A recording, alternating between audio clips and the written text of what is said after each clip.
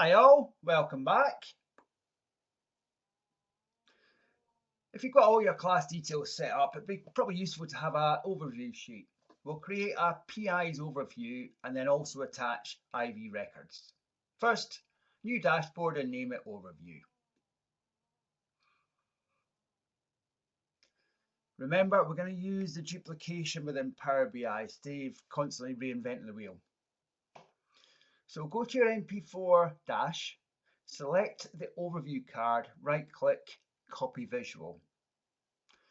Go back to your overview sheet, Control View to paste. But with this being an overview, we don't need all the fields. So in the build visual, click the X to delete task due, task complete, and marking complete. Resize it and tuck it into the corner. Now repeat for the other classes. You may need to resize a couple, but it takes seconds, and that's us started our overview sheet already. So also be useful to have an alert if somebody's not been on Moodle for an amount of time. So if you go to the table view and select NPA4 and then add column, Power BI will start writing the formula with column equals, and we're going to have date diff. Start typing last in course and Power BI will find that column that you need. Full formula, date diff, and then NPA4 last in course. Today, open close brackets, and then day. So currently column's a name, but we're going to change that. Date diff then calculates the difference between two dates. The NPA4 last in course, we're doing this to the entire column, so if we have any more data comes in, it does that.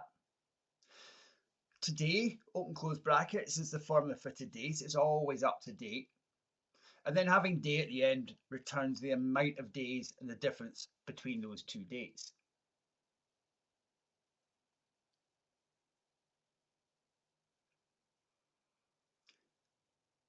We've now got a column showing how many days it's been since the student was on Moodle. What we'll do is just rename that column days since Moodle. Then repeat that for the other classes.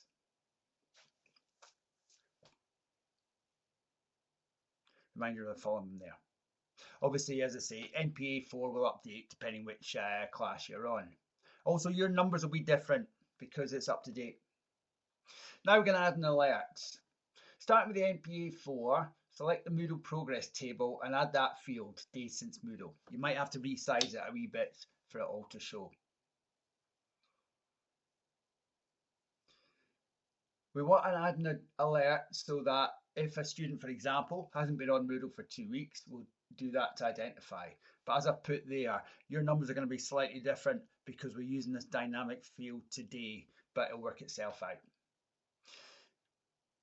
You could also, as I put there, if your class are quite large, delete the month and day because we've already got now how many days it's been since they were on Moodle.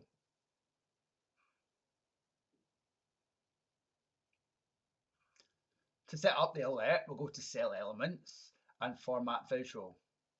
Choose Apply Settings to Days since Moodle, but this time instead of a gradient, we're going to choose Rules.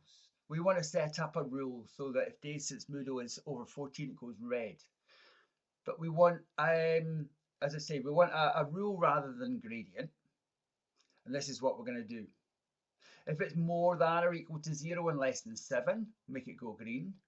More than or equal to 7, but less than 14, orange. More than or equal to 14, and I've put less than 100 just as a catch-all, we'll make it go red.